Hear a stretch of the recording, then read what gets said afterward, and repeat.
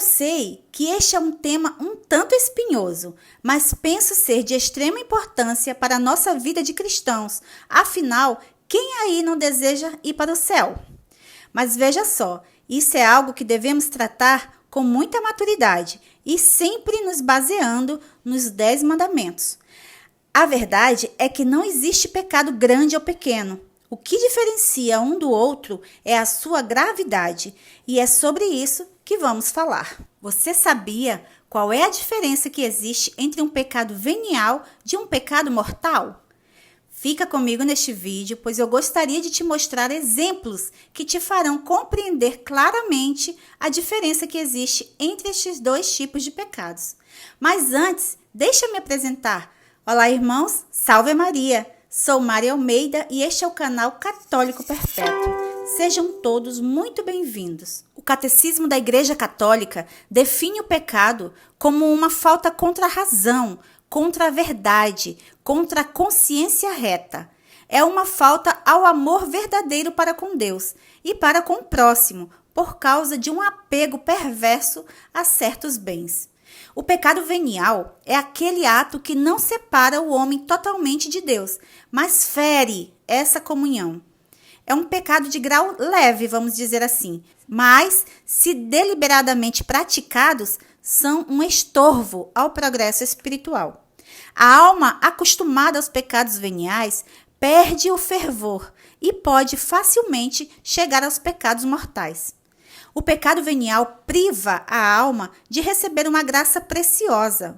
Ele retarda o nosso crescimento espiritual e é de pecadinhos em pecadinhos que a alma vai tornando-se cada vez mais insensível à amizade do Senhor. Ele pode fazer com que nos acostumemos com determinados vícios. Vou te dar um exemplo: a mentira. Já o pecado mortal é gerado por uma multidão de pecados veniais. Ele agride diretamente a graça santificante em nós e causa um rompimento da nossa amizade com Deus. Vou te dar um exemplo de pecado mortal: assassinato. Pois esse pecado peca contra o 5º mandamento, que é não matar. O pecado mortal requer pleno conhecimento e pleno consentimento do ato, ou seja, conhecimento do caráter pecaminoso. Isso significa que o pecado mortal só acontece quando o indivíduo comete um delito contra Deus, mas consciente do seu erro. Quando pecamos mortalmente, é como se por vontade própria estivéssemos cortando o galho em que estamos, que nos liga a Deus. É como se estivéssemos cortando por nossa própria vontade o nosso relacionamento com o autor da vida, com aquele que nos concede tudo o que precisamos.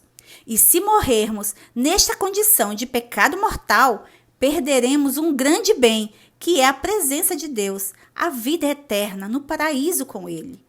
No livro de João, capítulo 15, versículo 6, nosso Senhor fala claramente sobre isso. Ele diz assim: se alguém não permanecer em mim, será lançado fora, secará, e hão de ajuntá-lo e lançá-lo ao fogo, e será queimado. E para não corrermos o risco de cairmos neste terrível mal, a forma mais correta para evitarmos esse rompimento da nossa amizade com Deus é combatendo, evitando os pecados veniais, pois são eles os responsáveis pelos vários passos que vamos dando em direção a esse abismo, a esse profundo abismo. O sacramento da confissão vem como um remédio eficaz que nos ajuda a refrear essa caminhada. É necessário estarmos sempre vigilantes, buscando fortalecer essa amizade com Deus por meio da oração diária, leitura da palavra, participação nas santas missas, sem esquecer dos santos, que são grandes inspirações para vivermos uma vida de santidade. Narrarei a seguir uma carta que foi escrita por Santa Catarina de Sena para um homem que havia cometido um pecado mortal.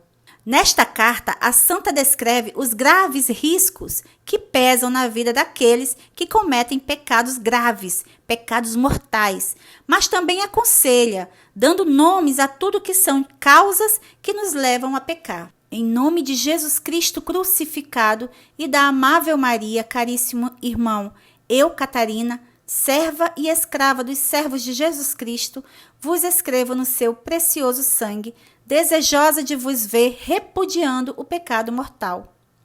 É que, de outro modo, não podereis receber a graça divina em vossa alma. Mas nem vós, nem qualquer outra pessoa alcançará a graça sem a iluminação divina da fé, que dê a conhecer a relevância do pecado e o valor da virtude. Ninguém ama o que desconhece. Assim, é impossível conhecer e amar algo digno de amor ou repudiar algo digno de repúdio sem a fé. Portanto, precisamos da luz da fé, que é a pupila da nossa inteligência, supondo que o amor próprio não a tenha obscurecido.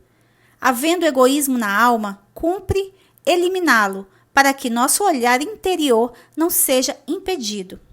Através do amor santo, é preciso afastar o perverso amor da sensualidade, que abafa a graça divina na alma e corrompe toda a atividade. Acontece como numa árvore contaminada, cujos frutos são podres. A pessoa, cheia de amor sensual, perde o sentido da gravidade do pecado mortal. Toda a sua atividade se corrompe, desaparece sua luz interior.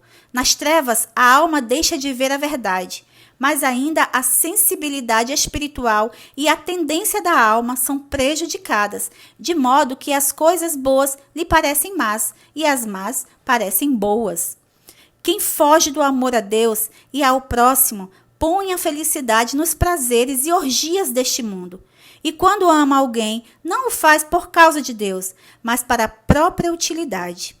Ao contrário, quem eliminou todo o amor sensual, ama o Criador acima de tudo, e ao próximo como a si mesmo.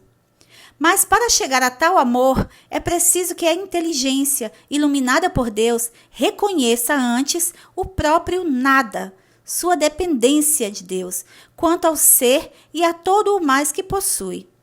Somente então a pessoa conhece a si mesma, a própria imperfeição e como Deus é bom. Também condena a própria imperfeição e sua fonte, que é o egoísmo. Passa a amar a vida virtuosa por amor do Criador. Dispõe-se a sofrer toda dificuldade para não ofender a Deus e não prejudicar a vida na virtude. Afinal, orienta todas as suas atividades espirituais e materiais a Deus. Em qualquer estado de vida que se encontre, ama e teme o Criador. Assim, se possui riquezas, alta posição social, filhos, parentes e amigos, tudo considera emprestado, não como coisa sua. E tudo usa disciplinadamente, sem abusos. Vivendo no matrimônio, comporta-se segundo as normas do sacramento e as leis da Santa Igreja. Tendo de conviver com outras pessoas e servi-las, age sem interesses pessoais, sem fingimento, livre e comprometida somente com Deus. Ele regulamenta as faculdades da alma e os sentidos corporais. Orienta a memória para recordar-se dos benefícios divinos, a inteligência para conhecer qual é a vontade de Deus, que apenas quer a nossa santificação, a vontade para amar o Criador acima de toda outra coisa. Assim reguladas, as faculdades da alma põem ordem nos sentidos. É o que vos peço fazer, caríssimo irmão. Organizai vossa vida, procurai compreender a gravidade do pecado e a imensidão da bondade divina. Se o fizerdes, sereis do agrado divino em todas as condições em que vos encontrardes. Sereis uma árvore frutífera de santas e autênticas virtudes. Já neste mundo começareis a gozar as garantias da vida eterna. Julgando eu que de nenhum modo poderemos alcançar a paz, a quietude e a graça divina sem a iluminação da fé, que nos permite conhecer a nós mesmos, a gravidade do pecado mortal, a bondade divina e o tesouro das virtudes, afirmei que desejava vos ver repudiando o pecado mortal. Espero que assim façais. Nada mais acrescento. Permanecei no santo e doce amor de Deus. Jesus doce, Jesus amor. Viram só as palavras de uma santa tão maravilhosa e tão poderosa da Igreja Católica? que suas palavras nos sirva como inspiração para buscarmos sempre mais evitarmos os tipos de pecados, sejam veniais ou mortais, que nos afastemos de tudo quanto nos faça pecar. Vou ficando por aqui, espero ter ajudado de alguma forma e peço a Jesus e Maria que estejam sempre presentes em vossas vidas, lhes ajudando a evitar o pecado, permanecendo na graça diária que um dia os levarão ao céu. Fiquem todos com Deus.